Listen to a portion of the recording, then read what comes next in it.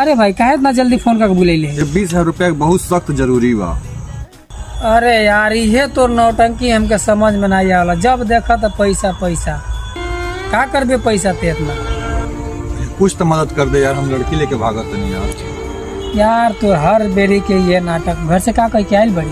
कहीं के आइल बनी की जात नहीं हम दुकानी पर, अही कहीं के आइल भी जात नहीं हम मंदिरे में। ठीक है गाड़ी लेके जो, हम कुछ व्यवस्था करके तोर मोबाइल में डालते नहीं, जो आराम से जाइए, कोनो दिक्कत नहीं। बैठ जो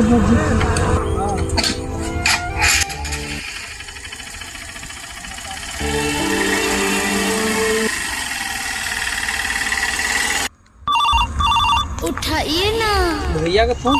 हाँ भैया। अरे तोर भौजी मंदिर गई है अभी अच्छा। तक ना आई। तेरा देख तो कहाँ है वो? हाँ हाँ लड़की सड़िया पहन के गई भी है।